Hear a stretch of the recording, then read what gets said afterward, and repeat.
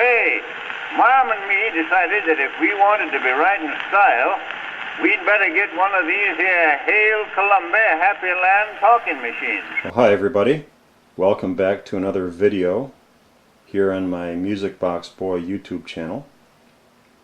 What you're seeing here is a relatively common standard talking machine Model A from my collection. These, of course, were introduced actually about 1909 with the rear mount.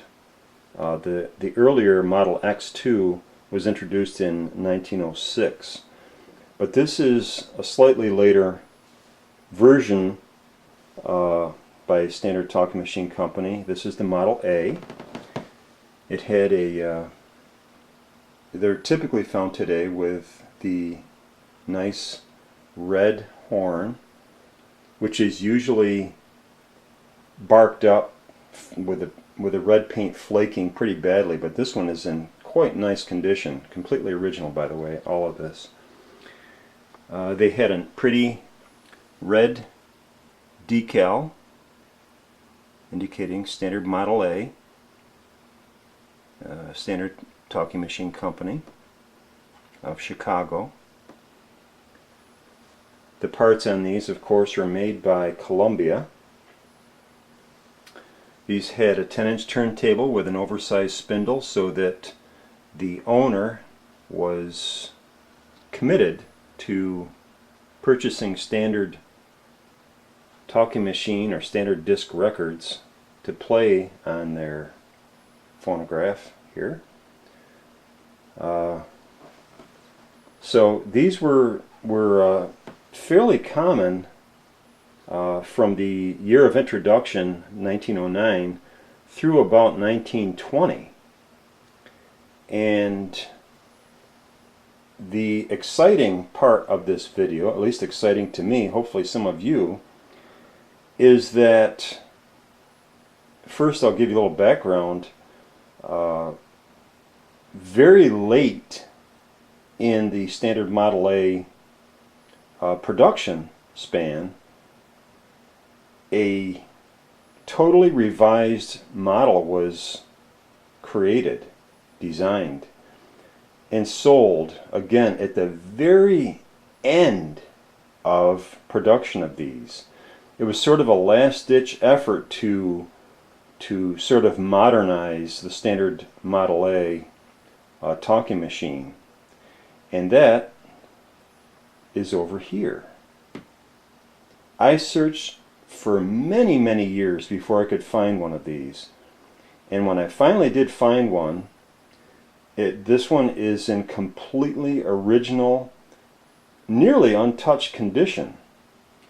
You can see it has a gorgeous red horn, slightly different color than this one, the earlier Standard Model A. And it's actually in better condition than this one, the horn at least. And you can see that the oak finish, again completely original here, was a lighter shade, much lighter than this one from circa 1909-1910. But you can see, if I kind of show you the difference here, the cabinet height is considerably higher, taller if you will, on the very last closing. This was probably, this particular version of the Standard Model A was introduced perhaps a few months before they went belly up and no longer made the Standard Talking Machine Model A. So this would be from probably late 1920, I'm guessing. And again, in the last couple of months they came out with this particular cabinet. You can see that the speed control, start-stop speed control, is a sliding dial type arrangement on the top, as opposed to this sort of antiquated push-pull knurled knob sort of arrangement that protrudes from the front for the start and stop on the earliest and most common models of the standard talking machine Model A. Other differences, the motor, of course you can't see it, but the motor is dramatically different in this. I should have taken pictures of it, but I just didn't want to take it all apart. But this motor in this very last model of the standard talking machine Model A has a horizontally positioned mainspring, as opposed to the more common, very common, vertically mounted mainspring in the conventional common Model A's. So you can see that the original nickel plating on this is far superior to the, we'll walk around it in the back here a little bit so you can see. It's got pretty much the same sort of, I apologize for the lighting here folks, but you can see that the nickel plating is outstanding on the last ditch effort, the last designed standard Model A. And look at this rather dull, sort of crude nickel plating, cheap on the earlier conventional standard talking machine Model A's. So quite a dramatic difference here. You can see from behind how much taller this particular model here, the very last standard talking machine Model A, versus the little short squatty cabinet of this one. You know, so very, very rare to find these the last Model A configuration here. Anyway, so what I'd like to do is when we come back in a little while here, a few seconds, I'd like to play you a song on this, the very last of the standard talking machine Model A. Okay? So we'll see you in a little while. One other thing folks, before we go to the audio section of the video, one very important aspect about the earlier and more common standard talking machine Model A versus the very last one here on the right is what I'm going to show you. It's actually right in the decal. Here you can see it says Standard Model A, Standard Talking Machine Company, and note the address, 500 Monroe Street, Chicago. Okay, and then we're going to move over to the last style, if I can get in here. You can see that it says Standard Model A, but note the address, Dearborn and Harrison Streets, Chicago, USA. So I want to point that out. I forgot to point out that difference. So if you ever find one of these standard Model A's that has the Dearborn and Harrison Streets, that's a late one and that's a good one. Grab it. Okay? So onward to the audio section. Before we begin the audio section of my video, I wanted to show you an interesting and mysterious anomaly. This is a standard disc record. This is the one I'm going to play in a little while.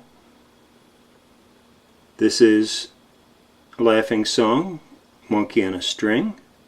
It's of course by Cal Stewart, Uncle Josh.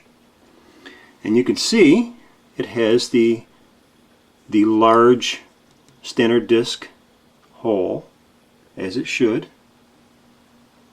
And now look at this example from my collection. It's the only one that I've ever found. Standard disc record. What? Somebody goofed up at the factory. You can see it's got the standard, if you will, sorry for the pun, spindle hole. It should have the large spindle hole, and instead it has a normal size spindle hole. It's the only standard disc record I've ever found that was not drilled out like this. This is completely original. You can see the other side is, when Sunday rolls around, you know, it hasn't been modified at all. I went to play this one because I thought you folks would enjoy that mysterious rag, and then I looked at the hole and I said, oh, that's right, that's the only one I've found ever in 30 plus years, standard disc record I've ever found, that wasn't drilled. Take a look. I'll set this one on top of it. You can see that's the hole that should be in that other record. Interesting.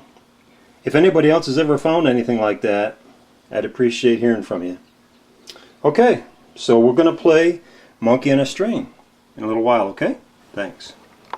Okay, here we go, folks, with Monkey on a String by Cal Stewart, Uncle Josh. One of his harder to find recordings.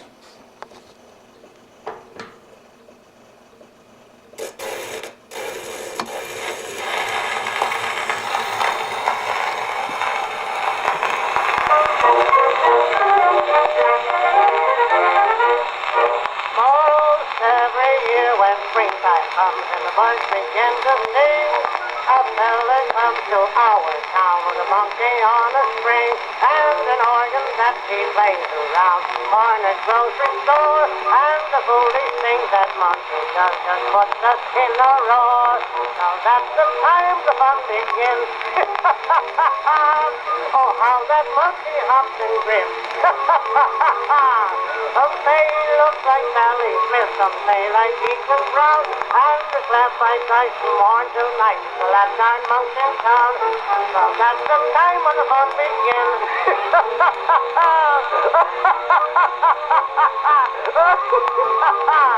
Some say he looks like Sally Smith, some say like Deacon Brown, and the clap by night the whole day long, for that 9 months in town. Well, I guess I believe they could learn that fella to shut corn high. Say, George, that fella looks like Abe Crosby, don't he? Well, I don't see any use in sucking the poor little critter. He never done anything to me. Give him a nickel, George. No, I ain't handing out any money to none of your relations. Some say one time we all was monks, some say the other way, that a monk was made from odds and ends on the great creation day, and that they used him for a clown, pass the time away, and as he was a monkey then, a monkey'll always say, now that's the time when the fun begins. Oh, how that monkey hops and grins. Some say he looks like Sally Smith, some say like Deacon Brown, and the slap I tried from morn till night, for that 9 fools in town.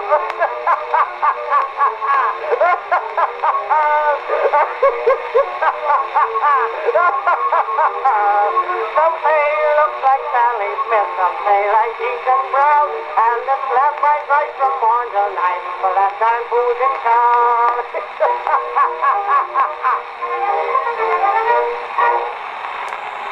There we go. Monkey on a String by Cal Stewart. Not, you know, these early standard disc records were not recorded the best, so I apologize that it's not nice and clear, but most of the recording I think you could understand. It's just an early pressing, and they weren't the best quality, but it is what it is. I hope you enjoyed it, folks. played on my very, very late standard talking machine Model A. Thanks for stopping in.